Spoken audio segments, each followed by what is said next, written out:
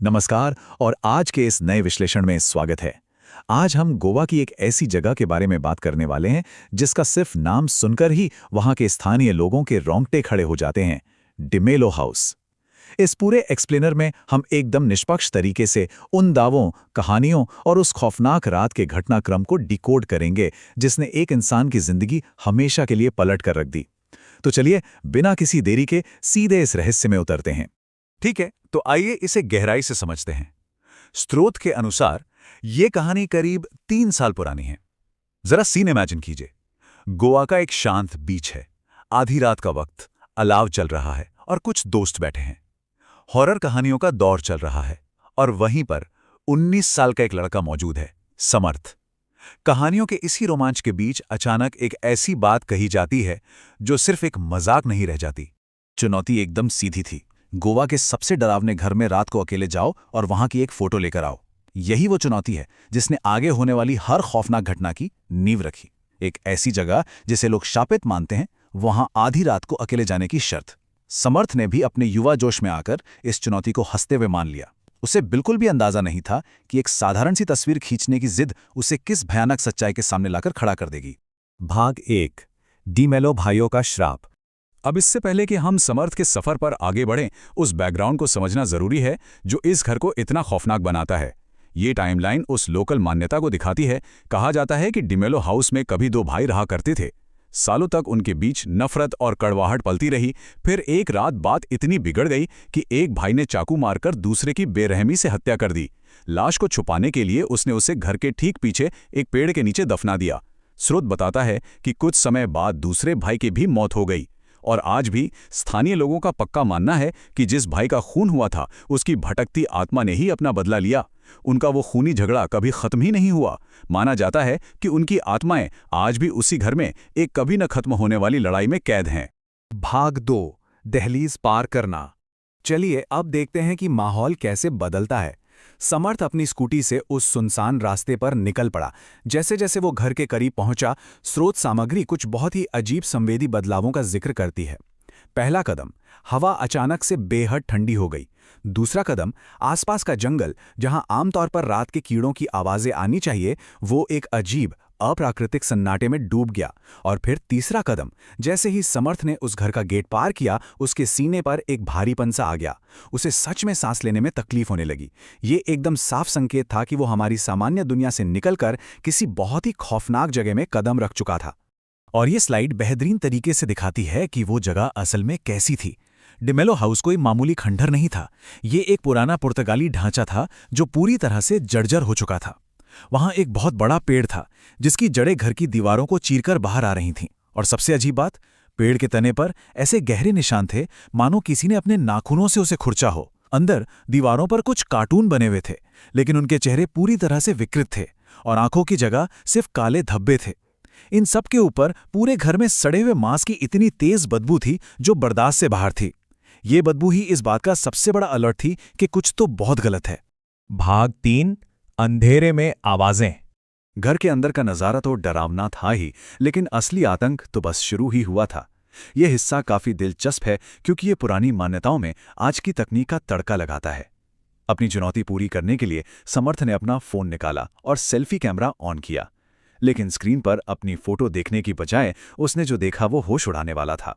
Screen पर उसे ठीक अपने पीछे दो काली परछाइयां खड़ी नजर आईं। डर के मारे जब उसने झटके से पीछे मुड़कर देखा तो वहां कोई नहीं था, सिर्फ एक लंबा, खाली और घुप अंधेरे वाला गलियारा। कैमरे की स्क्रीन पर कुछ दिखना और असल में वहां किसी का न होना, ये किसी भी इंसान का दिमाग खराब करने के लिए काफी है। और फिर शुरू हुए ऑडिटरी हैलुसिनेशन, या कहें तो सुनने वाले भ्रम। स्रोत के मुताबिक उस भारी सन्नाटे को चीरते हुए अचानक एक बहुत तेज गुर्राने की आवाज आई। फिर एक रूह कंपा देने वाली चीख, और देखते ही देखते दो आदमियों के आपस में बहुत बुरी तरह लड़ने और चिल्लाने की आवाजें गूंजने लगी।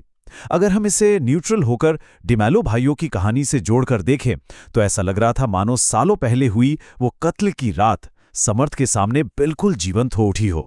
भाग 4। कब्रिस्तान का चरम।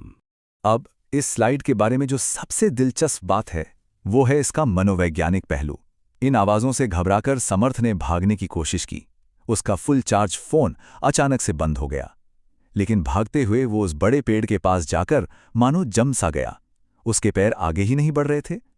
जब उसने नीचे देखा तो वहां एक बहुत बड़ा गड्ढा था और उसमें कीचड़ के बीच एक सड़ती हुई लाश पड़ी थी। अब कोई भी यही सोचेगा कि वो किसी अनजान इंसान की लाश होगी, राइट?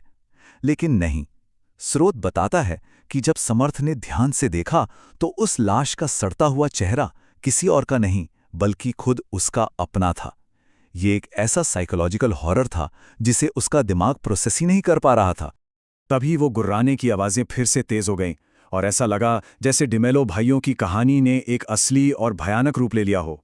स्रोत में दिए गए विवरण के अनुसार वहां 2 आदमी आपस में लड़ रहे थे। उनके शरीर पूरी तरह सड़ चुके थे और चाकुओं के गहरे घावों से लगातार खून बह रहा था। शुरू में उनकी पीठ समर्थ की तरफ थी, लेकिन फिर अचानक उन दोनों की गर्दनें 180 डिग्री पीछे की तरफ घूम गई। सोचिए, शरीर आगे और सिर पीछे। उनके सिर फूटे हुए थे, गर्दनें अजीब तरीके से टेढ़ी थीं और उनकी चमकती हुई लाल आंखें सीधे समर्थ को ही घूर रही थीं। ये उन दोनों की पुरानी नफरत का एक बेहद ही क्रूर और स्पष्ट रूप था। यहां से चीजें बिल्कुल बेकाबू हो गईं। वो दोनों भाई उसकी तरफ बढ़ने लगे और उसी पल कीचड़ में पड़ी उस लाश ने, जिसमें समर्थ को अपना चेहरा दिखा था, उसने समर्थ को पकड़कर नीचे खींचना शुरू कर दिया। समर्थ पूरी ताकत से चीखा, हाथ पैर मारे, लेकिन कोई फायदा नहीं। उसका शरीर तेजी से जमीन के अंदर धंसने लगा। उसकी सांसें उखड़ने लगीं, दम घुटने लगा और धीरे धीरे उसके आंखों के सामने घुप अंधेरा छा गया। वो पूरी तरह से बेहोश हो चुका था। भाग 5, एक खौफनाक बचाव। तो यहां सबसे अहम बात यह है कि उस भयानक अंधेरे के बाद कहानी सीधा अगली सुबह की रोशनी में आती है। और यहां हमें 2 बिल्कुल ही अलग नजरिए देखने को मिलते हैं। जब समर्थ के दोस्त उसे पागलों की तरह ढूंढते हुए सुबह करीब 5:30 बजे डिमेलो हाउस पहुंचे तो उन्होंने उसे घर के बाहर पाया। वो पूरी तरह कीचड़ में सना हुआ था और बेहोश पड़ा था। ये उसके साथ कुछ बुरा होने का एक पक्का शारीरिक सबूत था। लेकिन जब समर्थ को होश आया और उसने अपने उस खौफनाक अनुभव और मौत के करीब पहुंचने की पूरी कहानी बताई तो उसके दोस्तों ने इसे सिरे से खारिज कर दिया। उनका नजरिया पूरी तरह से तार्किक था। उन्होंने बस यही कहा कि ये डर के मारे पैदा हुआ कोई मतिभ्रम या इल्यूजन था और कुछ नहीं। उसके दोस्तों ने भले ही इसे एक वहम मानकर टाल दिया हो, लेकिन स्रोत सामग्री एक आखिरी रोंगटे खड़े कर देने वाली डिटेल के साथ खत्म होती है। जब समर्थ उस जगह से भाग रहा था तो उसने हिम्मत जुटाकर एक आखिरी बार उस घर की तरफ पीछे मुड़कर देखा। और यकीन मानिए, उस सुबह की साफ रोशनी में भी उसने बिल्कुल स्पष्ट रूप से देखा कि वो दोनों भाई उस खंडर की खिड़की पर खड़े हैं और सीधे उसी को घूर रहे हैं। इस एक आखिरी नज़ारे ने समर्थ के मन में ऐसा गहरा खौफ बिठा दिया कि वो उसी दिन तुरंत गोवा छोड़कर चला गया। और कहा जाता है कि वो आज तक उस रात के सदमे से बाहर नहीं आ पाया है। और अंत में ये पूरा विश्लेषण हमें इसी एक बड़े सवाल पे लाकर छोड़ देता है।